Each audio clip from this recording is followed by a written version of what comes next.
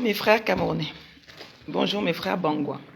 Aujourd'hui je fais cette vidéo qui va circuler, j'espère, autour de tous les enfants du village bangwa en particulier, mais tous les enfants du Cameroun. Je suis au Mali et je rencontre beaucoup d'entre vous qui ont décidé de partir en aventure. Est-ce que vous connaissez les conséquences de cette aventure? Je vais vous faire entendre la voix d'une rescapée.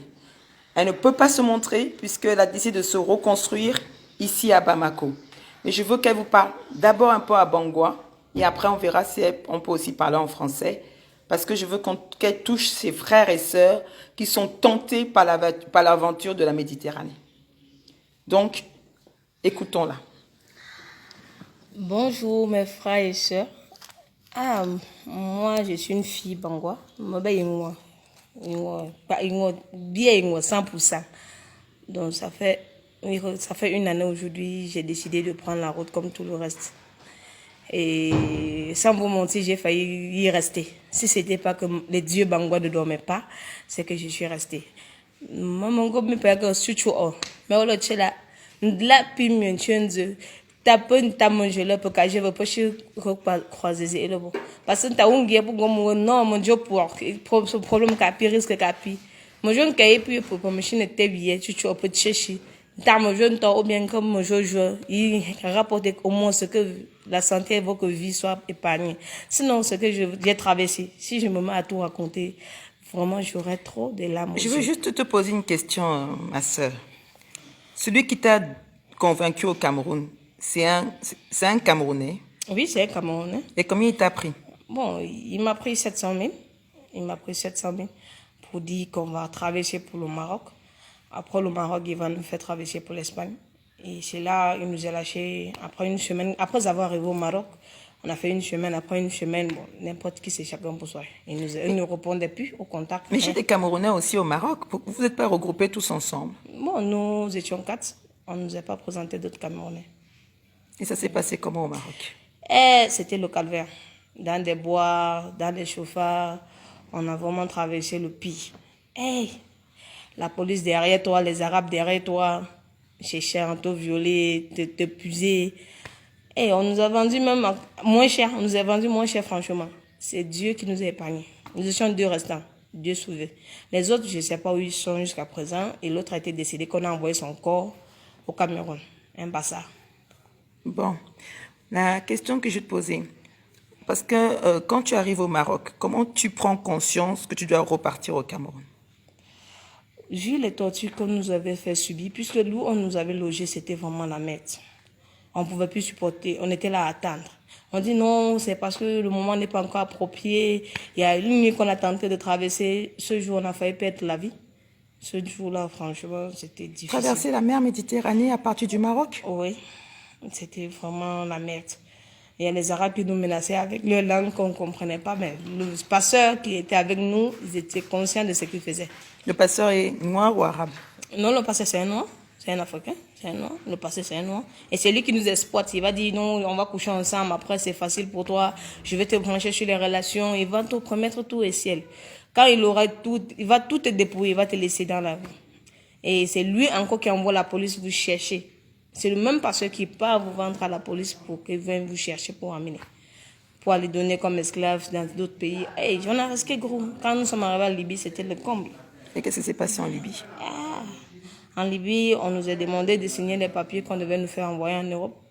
Mais après avoir essayé de nous abuser plusieurs fois, pas une fois, pas 2 fois, et parfois on a succombé à la tentation, parce qu'on croyait peut-être voir le meilleur venir. Mais c'était pas le cas.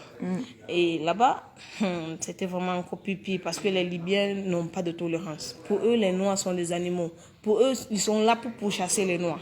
Ils sont pas là parce que il n'y a pas de relation en fait. Quelqu'un regarde avec toi, ça veut dire qu'il cherche comment faire pour te tuer derrière. C'est comme ça qu'on nous a eu là-bas et on a pu s'échapper pour la Mauritanie. Et je me suis retrouvée au Mali comme je suis là-bas. Donc voilà, on ne va pas rester très longtemps parce que c'est un témoignage très douloureux. Mais j'invite les frères africains à combattre chez eux.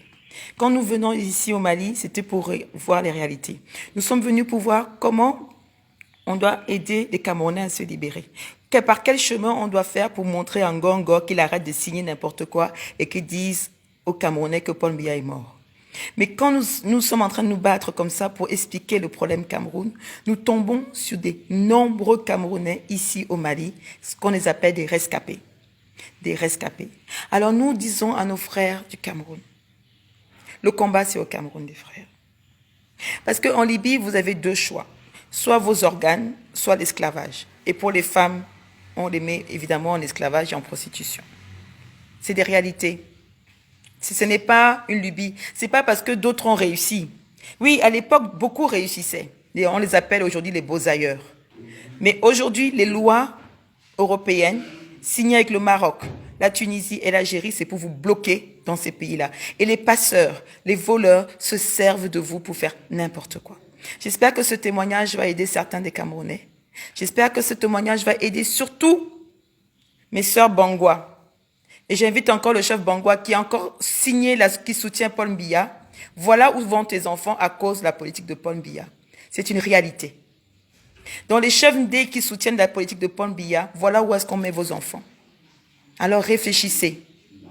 Réfléchissez un peu. Sur ce, tu peux dire au revoir en Bangwa puisque tu ne parles pas souvent. C'est un peu difficile, mais maman doit me parler l'eau. Tu maman tu peux c'est là mais c'est moi puis maman reçoit maman capisé chez si maman reçoit maman maman me joint que maman tam déjà maman là maman c'est là chaque jour une petite famille parce que la famille est importante. Vous éloigner, c'est pas ça la réalité.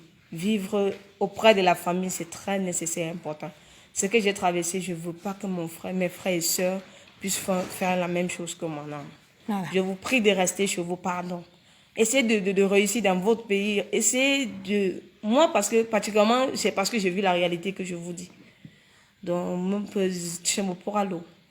Que je t'aime bien un peu. Voilà. Merci. Merci. Au revoir. Bon courage à nous tous.